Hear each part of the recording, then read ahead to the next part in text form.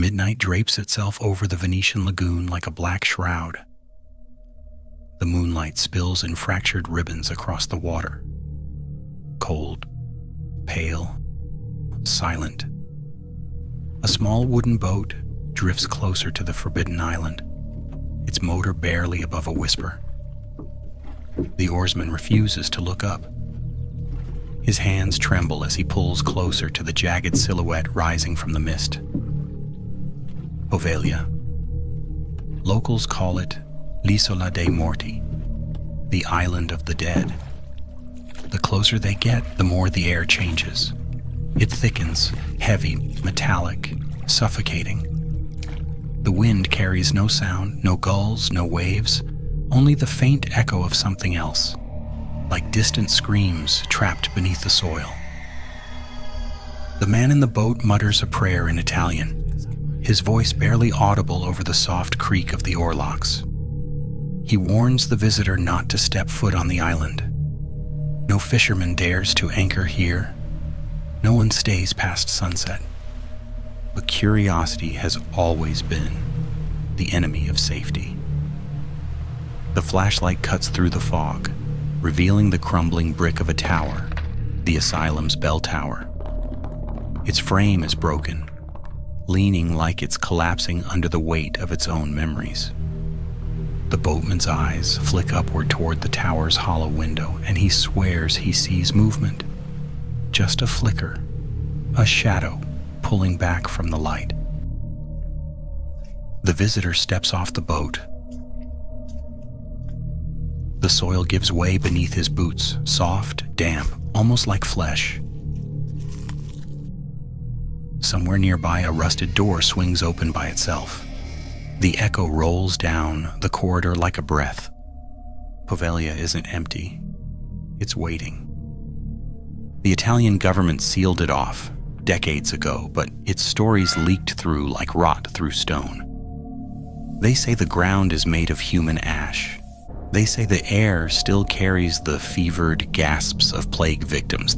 They say the doctor who ran the asylum screamed all the way down when he fell or was pushed from that bell tower. And tonight, beneath the hollow eye of the moon, a single question pierces the silence. What kind of place could hold so much death that even the soil refuses to forget? The story of Poveglia begins centuries before it became a ghost. Long before the asylum, before the whispers, before the fear. Back when Venice was one of the richest, most powerful cities on earth, and one of the sickest. Venice in the 14th century was a jewel of the Adriatic, a labyrinth of canals, marble palaces, and masked revelry. But beneath the gold and grandeur, death waited. The Black Death Plague arrived in 1348, carried by merchant ships and rats slipping through the city's veins. Within months, Venice was drowning not in water, but in corpses. To stop the spread, the Venetian government made a brutal decision.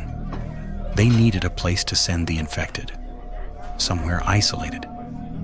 Somewhere no one would dare to visit. And so they turned their eyes to Poveglia, a small uninhabited island south of Venice, just a blot of earth in the lagoon. The sick were ferried there by the hundreds, then thousands. Men, women, children. Many still conscious, many not. Soldiers dumped them onto the island like refuse, promising medicine that would never arrive. The cries carried across the water, drifting to the mainland like a cursed lullaby. Some say the lagoon turned red during those years. As the plague tightened its grip, mass pyres were lit. Smoke rose day and night. Entire boatloads of bodies that were burned together, and tens of thousands of them. The ashes fell like snow, coating the ground, the walls, the water's edge. Even today, archaeologists claim that over half of the island's soil is made of human remains. Poveglia became less of a place and more of a scar, a wound Venice refused to look at directly. When the plague returned in the 16th century, so did the island's purpose. Once again, it became a dumping ground for the dying.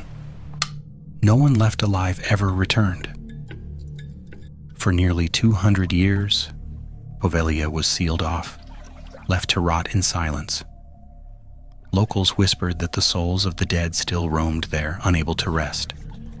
Fishermen who accidentally drifted too close said they heard voices calling from the fog, pleading for help, for release, for death. Some even found human bones tangled in their nets, reminders of what slept beneath the water. But in the 20th century, Venice tried to erase the island's past. They built something new upon the bones of the old. A psychiatric asylum opened in the early 1920s. It was meant to heal the mind. Instead, it became a new kind of nightmare. The asylum's patients were the forgotten ones.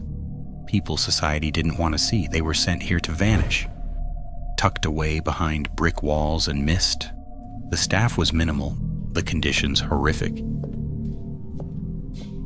And then there was the doctor. His name has been lost to time, erased from official records.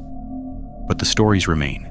They say he was fascinated by the island's energy, convinced that the restless dead made his patients worse. Others say he believed the opposite, that the dead could help him cure insanity. So he began experimenting. Lobotomies performed without anesthesia, needles driven through the eye socket, primitive surgery using hand drills and ice picks. Patients were strapped to beds for weeks, their screams echoing through the tower. Nurses claimed they heard footsteps in empty halls, whispers in locked rooms, laughter when no one was laughing. Eventually, the doctor himself began to change. He told colleagues he saw shadows moving in the fog and heard voices calling his name from the bell tower. Then one night, he climbed to the top of that tower and never came down alive. Some witnesses claimed he jumped. Others swore they saw unseen hands push him from the edge. His body hit the stones below, and though he survived the fall, he was reportedly strangled by a dark mist that rose from the ground. After his death, the asylum crumbled into chaos. By 1968, it was abandoned. Its windows shattered, its walls covered in mold and silence. The government sealed the island, forbidding all entry. But legends never stay locked away. Fishermen still steer clear of Poveglia. Even the bravest divers refuse to explore its waters. Locals say at night, you can still see a faint light flickering in the bell tower, even though there's no electricity. And when the wind shifts, you might hear a faint bell toll, though its clapper was removed decades ago. The island breathes, they say, and sometimes it whispers.